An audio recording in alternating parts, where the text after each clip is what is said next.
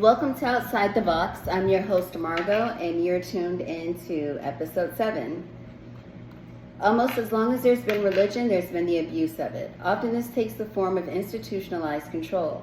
Members of a congregation, sect, or parish devote themselves to a higher power, at times giving up all else to completely concentrate on a greater power.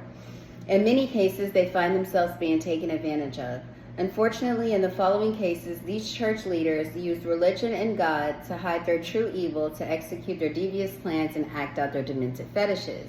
They've used the holy cloth as a tool to brainwash, gain the trust, and control their victims.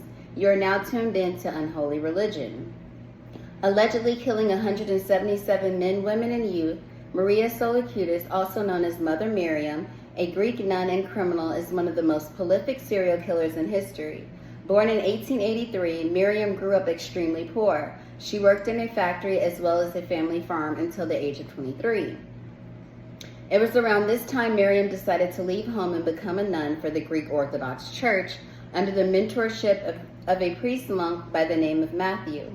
After being forced to break ties with the church, when he was asked to leave for disobedience, Father Matthew refused to recognize what the calendars of the Orthodox Church called the Julius calendar.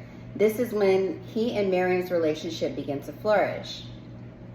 Once the Greek Orthodox Church adopted the new calendar, which by the way is still used today, Bishop Matthew decided to remain the same old calendarist. This caused Miriam to follow the bishop, and they established a monastery in 1927, the Virgin of the Pines. The Julian calendar was established by Julius Caesar in 46 BC. Over the time, this calendar became a problem. The astrologists and scientists during this time noticed the seasons were all out of order, holidays were falling in the wrong seasons, not to mention the loss of several crops due to the weather, in turn caused a massive food shortage during this time period. In order to fix the problem with the Julian calendar, something had to be done. In 1582, Pope Gregory XIII established the Gregorian calendar. On October 4th, 1582, the townspeople went to sleep and woke up. It was October 15th, jumping ahead 10 days. And just like that, the flaws of the once Julian calendar was now corrected. However, this backstory will never prepare you for the information that's going to be presented and how the days in a year can cause so many innocent people to lose their lives. Bishop Matthew built the Virgin of the Pines for 2 reasons. The first reason was to secure financial aid for not only his convent, but for many other parishes that supported the Calanders movement.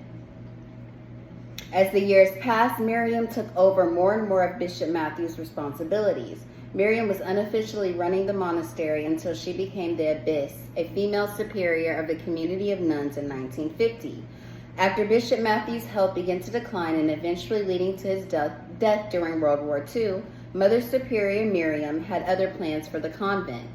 The convent's primary focus was directed on acquiring financial investments. New members of the convent were required to give up all their belongings, money, anything of value, including property that might have been owned, adhering to the church's vow of poverty. Individuals had to take vows, ridding themselves of evils of the outside world. They were required to confess all sins, which Miriam later used to blackmail them if they later tried to leave the convent or go against Mother Miriam's wishes. Convent followers were knowingly entering an isolated life of devotion with little to no contact with family or friends from what Miriam would refer to as their sinful lives. Mother Miriam's greed and craving for power led her to begin advertising the Virgin of the Pines as a free treatment center for tuberculosis patients. This was only part of her scam to gain control of their assets. Mother Miriam began to use heinous methods to extort the financial assets of new members, things like sleep deprivation, blackmail, beating, and torturing. The longer Abbess Miriam was in control, the more dark, sinister, and dominant she became. New members were forced to pray for over 15 hours at a time.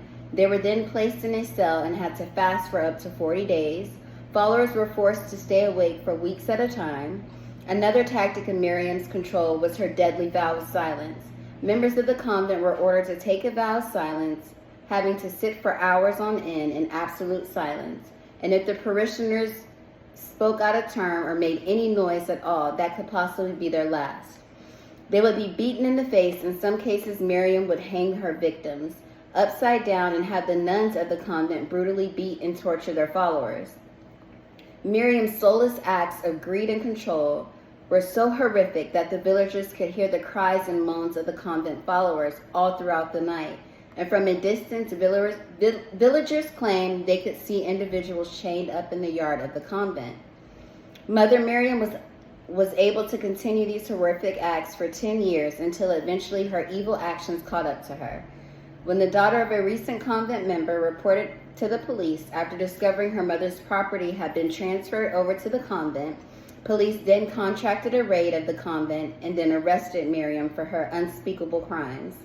Miriam was then sentenced to life in prison, and 2 years later, in 1954, Abbess Miriam Solicutes died behind bars in a prison in Greece.